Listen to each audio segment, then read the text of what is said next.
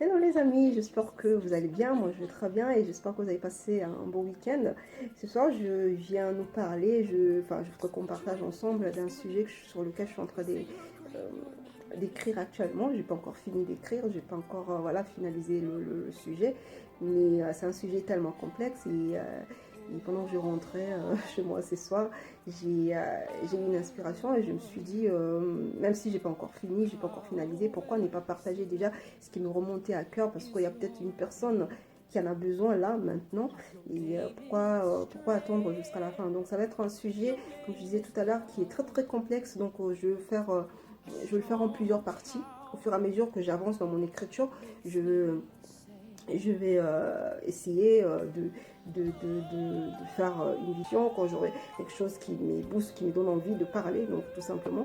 Mais pour l'instant, je suis en train d'écrire, mais je voudrais quand même partager avec vous et j'espère que quelqu'un va être béni au travers de ces sujets.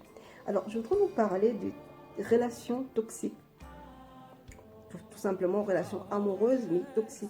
Relation, une relation qui est censée te ramener dans une vie future de couple, une relation ou même déjà de couple tout simplement, oui, je pense d'ailleurs, une relation de couple, une relation qui est censée peut-être t'amener vers le mariage pour certains qui aspirent, ou une relation carrément où tu es déjà dans le mariage.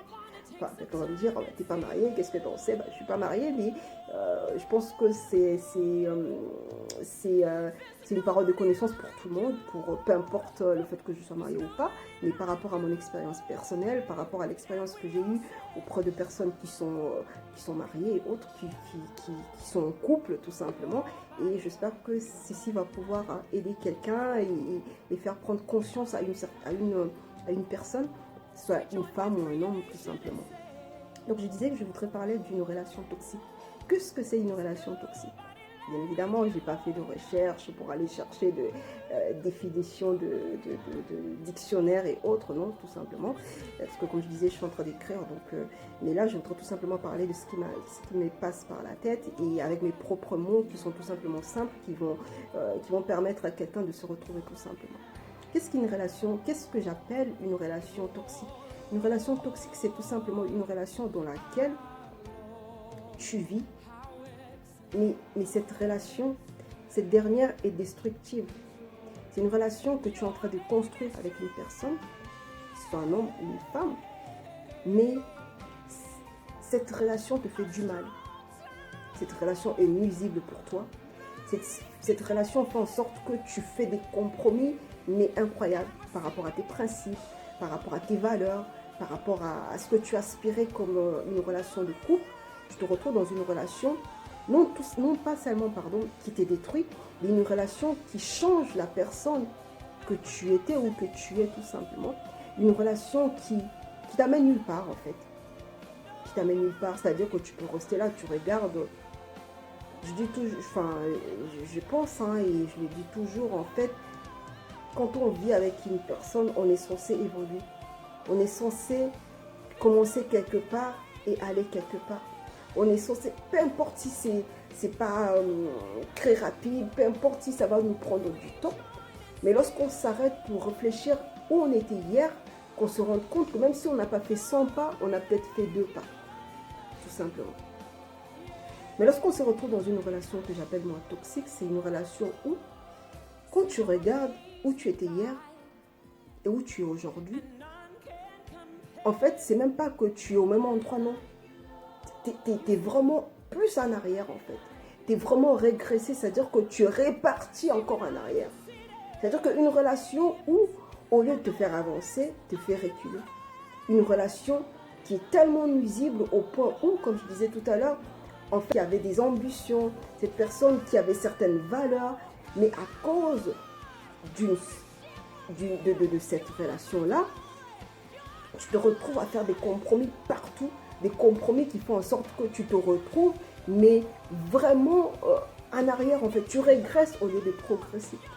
Et dans ce type de relation, malheureusement, quand on y est, je dis quand parce que euh, dans ma petite expérience, j'ai eu quand même à vivre ce type de relation aussi. En fait, quand tu es dans ce type de relation, tu ne te rends même pas compte en fait de l'énergie que tu donnes. Tu ne te rends même pas compte. En fait, tu ne prends pas le temps de pouvoir t'arrêter et de dire, mais attends, je suis où? Je veux où? Qu'est-ce que je suis? Qu'est-ce que je suis devenue aujourd'hui? Tu es tellement dans ta bulle que tu penses que tu vis quelque chose de normal. Tu penses que tu... Et dommage, malheureusement, lorsque les gens se retrouvent dans ce type de relation-là, même quand bien même on sait au fond de soi que ça, c'est pas ce que je veux.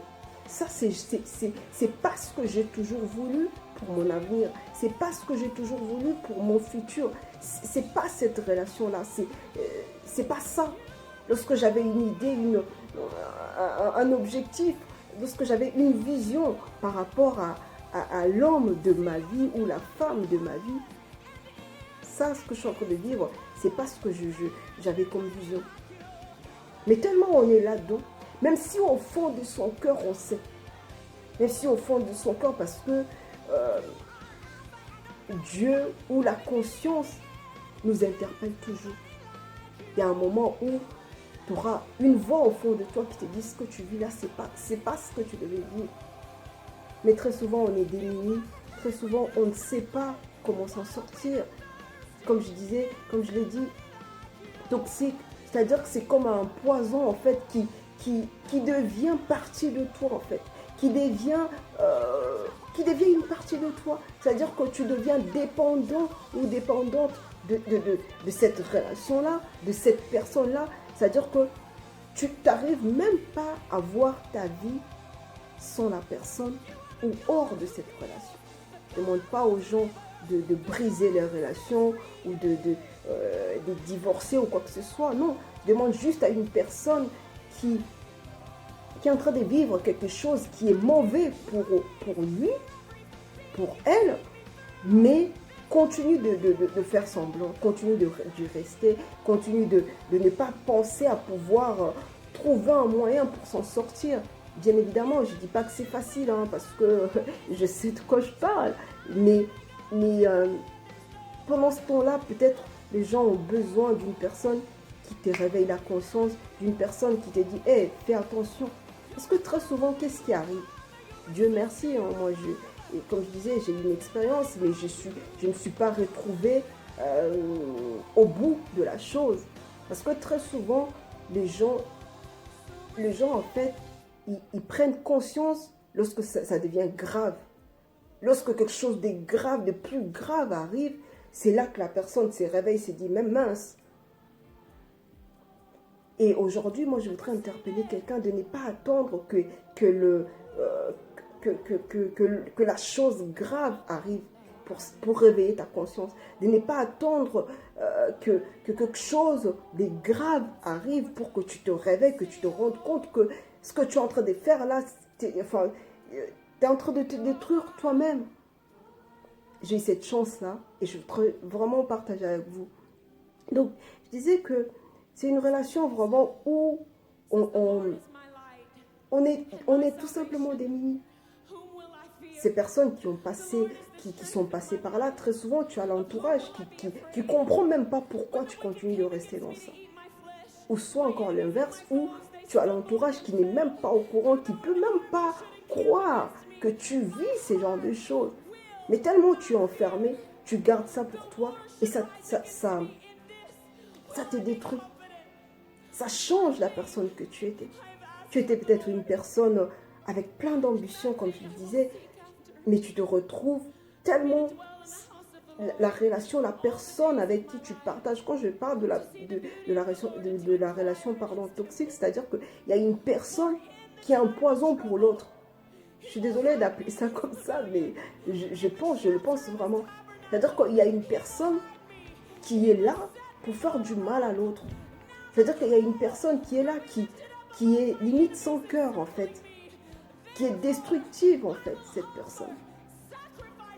Mais tellement tu es peut-être amoureux ou amoureuse, tu te retrouves dans ça, tu t'accroches, tu vois pas ta vie sans la personne, tu ne vois pas ta vie sans cette relation-là. Pourtant, tu sais que cette relation t'est détruite. Pourtant, tu sais qu'au fond de toi, cette relation, elle est vraiment nuisible. C'est un poison, en fait. C'est une relation qui détruit. C'est-à-dire que tu changes, des fois même, tu changes même ton apparence. On te connaissait quelqu'un de joyeux, quelqu'un de drôle, quelqu'un, mais tu deviens tout d'un coup triste. Tu deviens, tu as un visage, on ne te reconnaît pas. Le bonheur, ce qu'on appelle bonheur, tu le vis même pas. Tu ne le vis pas. Parce que lorsqu'on est deux, la Bible nous dit que lorsqu'on est deux, en fait, c'est mieux que d'être seul. Mieux, c'est-à-dire que ton état doit évoluer dans le bon sens quand tu es avec une personne par rapport à quand tu étais seul. Mais lorsque tu te retrouves dans ça et tu ne sais pas comment sortir de là, tu n'arrives même pas à identifier si cette relation-là est toxique. Donc, c'est un peu ça ma définition de cette relation-là. Et la deuxième partie, en fait, ça va être d'essayer, bien évidemment, quand j'échange avec vous, c'est par rapport à mon expérience, je ne connais pas tout, mais voilà, d'essayer d'identifier ces types de relations-là, pour se poser la question, est-ce que je ne suis pas dans ces genres de relations?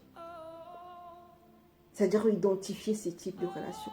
Je crois que j'en ai identifié pour le moment quatre types de relations qui sont vraiment nuisibles et toxiques pour nous.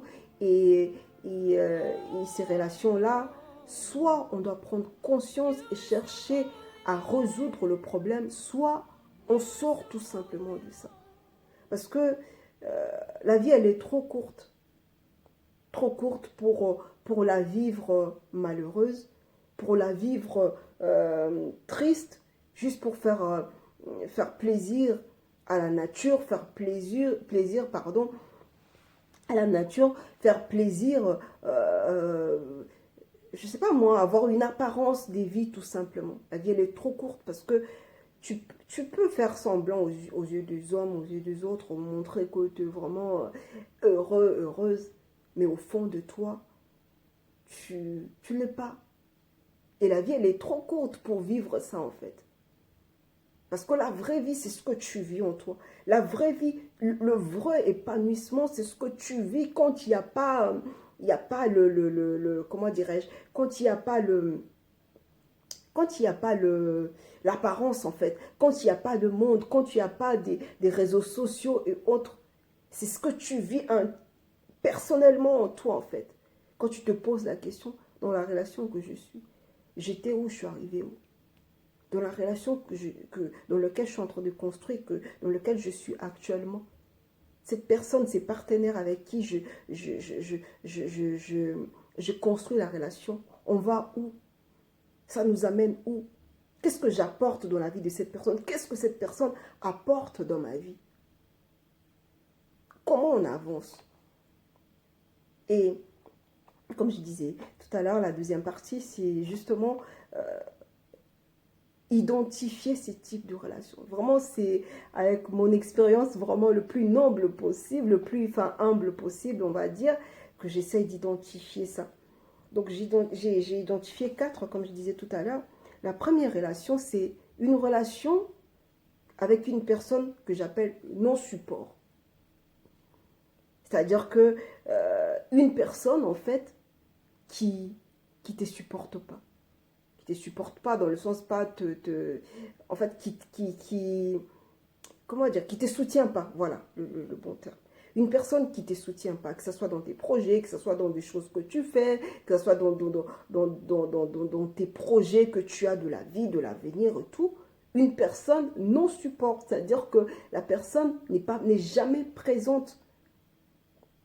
Au contraire, ce type de personne, en fait, non pas seulement la personne, elle n'est pas présente pour te soutenir, pour vraiment te motiver, te booster. Parce que bien évidemment, lorsqu'on est ensemble, lorsque tu es dans une relation, c'est censé être réciproque.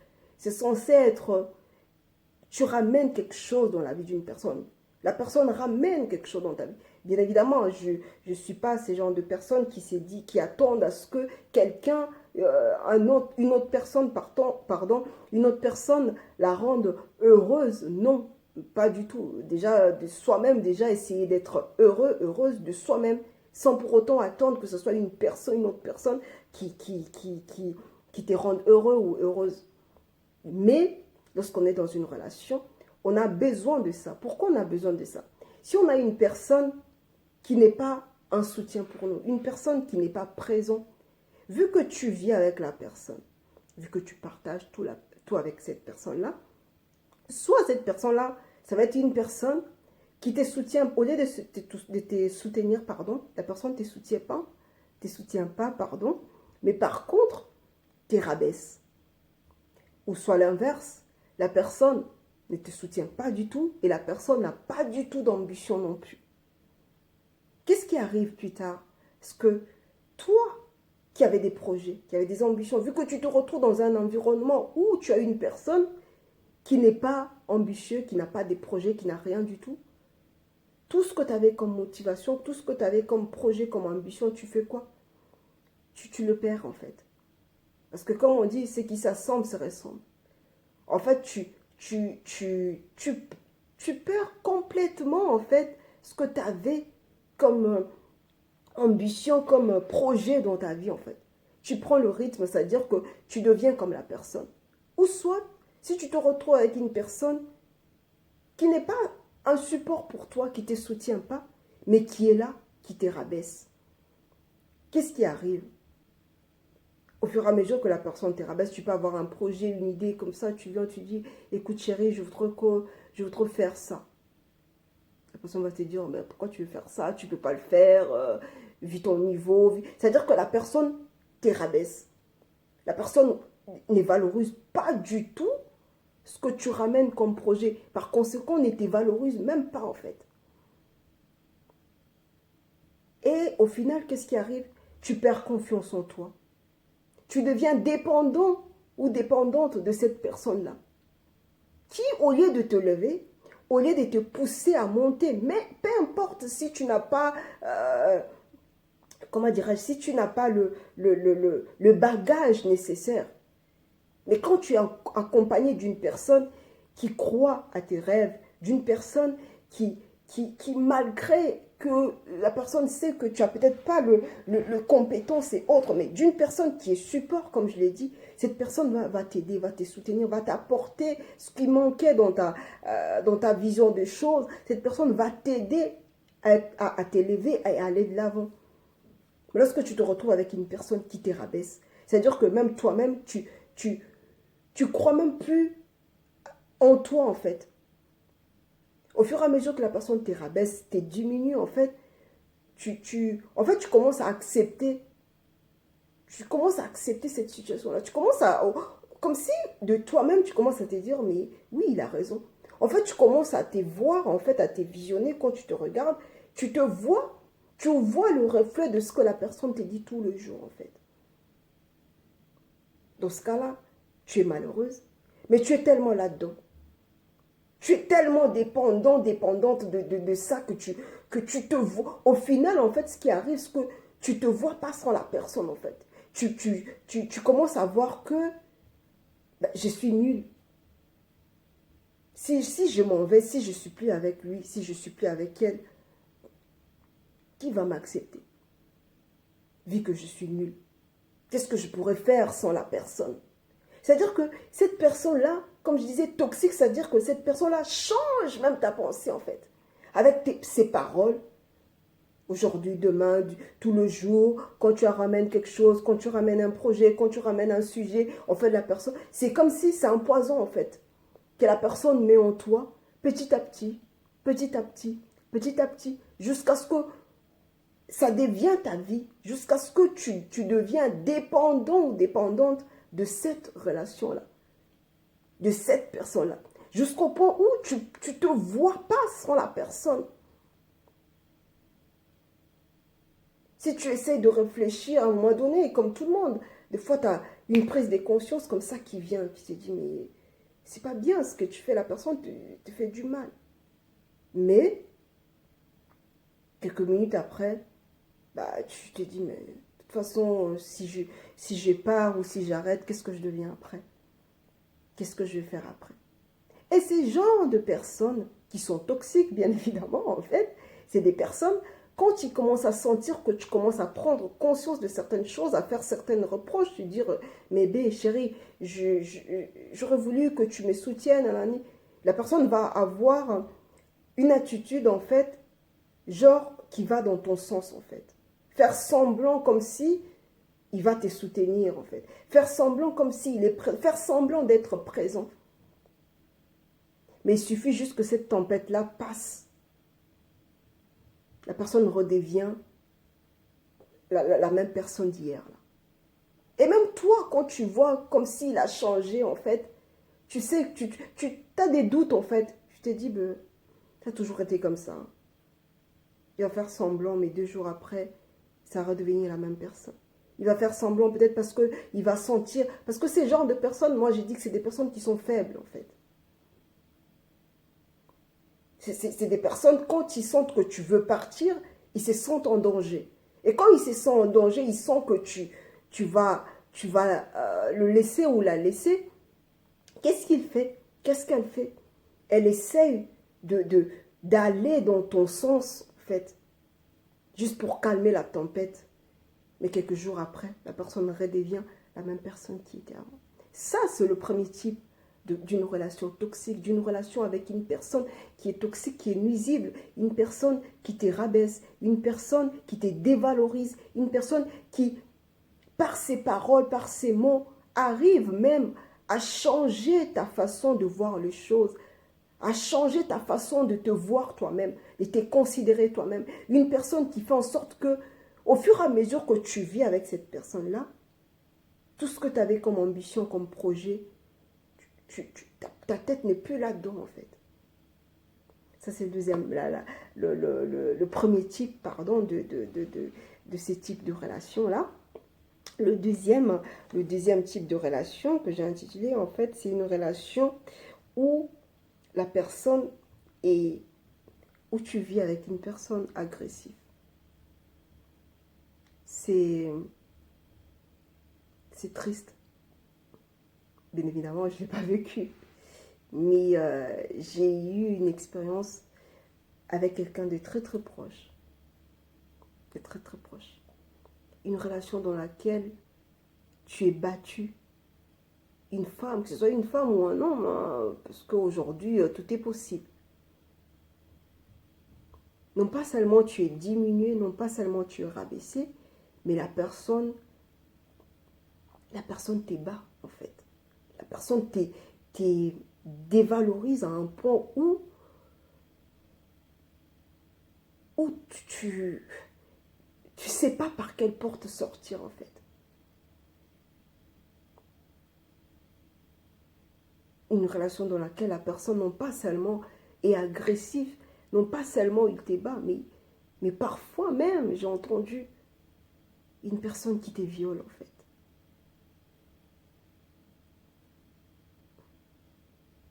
Ça, c'est des choses... quand j'entends des gens parler de ça, au début, je me disais, mais comment une personne peut rester avec une personne comme ça? Je me disais, mais attends, c'est pas possible. Comment tu peux rester avec une personne qui t'a fait ça? Mais avec la maturité, avec l'âge et tout, avec certaines connaissances et tout, j'y suis arrivée à comprendre que c'est pas si facile parce que c'est comme une emprise, en fait. D'où le fait de mettre ces types de relations dans ce qu'on appelle, ce que j'appelle moi, relations toxiques, en fait. C'est-à-dire que tu es tellement empoisonné par la personne que tu deviens accro à cette personne-là. C'est comme si, en fait, dans ton sang, tu as impérativement besoin de ça pour survivre, en fait. En fait, c'est ce que tu penses quand tu es là-dedans. Tu te vois pas ailleurs, en fait. Et ça finit toujours mal. C'est pour ça ça m'a traversé l'esprit et le cœur, en fait, de pouvoir écrire sur ça et essayer de partager sur ça. Pour que les gens ne puissent pas s'en sortir seulement lorsque quelque chose de grave arrive. Mais que les gens, que que la personne prenne conscience. Tu peux être là, peut-être tu es là-dedans. Mais tu penses que c'est normal. Peut-être même que tu penses que c'est pas normal, mais tu ne vois pas d'issue en fait. Tu ne vois pas par quel moyen je peux sortir de là. Tu ne vois pas par quel... Tu ne vois pas comment. Et bizarrement, ces gens-là, ces personnes-là toxiques que j'appelle moi des personnes faibles, mais vraiment faibles, c'est des personnes qui ne vont pas te laisser partir. C'est des personnes qui te font comprendre que tu n'es rien, qui te font comprendre que tu n'es rien pour eux, qui te font comprendre que tu es nul, que tu... Enfin, qui te rabaissent, qui te font comprendre que c'est eux qui sont au-dessus de toi. Mais ces personnes-là, bizarrement, ne peuvent pas te laisser partir. Quand tu essaies de prendre la décision, genre, je veux partir, la personne tellement manipulatrice, en fait, sait comment faire pour que tu restes. Tout simplement parce que c'est une personne faible. C'est une personne qui pense se sentir fort en te rabaissant. Lorsque tu te sens fort parce que tu rabaisses, ça veut dire que c'est toi qui est faible. Et dommage, il y a des gens qui se retrouvent dans ce type de relation où tu es maltraité physiquement. Je dis bien physiquement. Mais à cause de quoi? Au nom de quoi? De l'amour. Je ne sais pas si je peux appeler ça l'amour. Peut-être, oui, j'en sais rien. Mais moi, je dis tout simplement que c'est du poison, en fait. C'est toxique. C'est un poison que la personne met en toi. Et tellement ça prend place en toi, tu ne te sens pas capable de vivre sans la chose. Tu commences à te sentir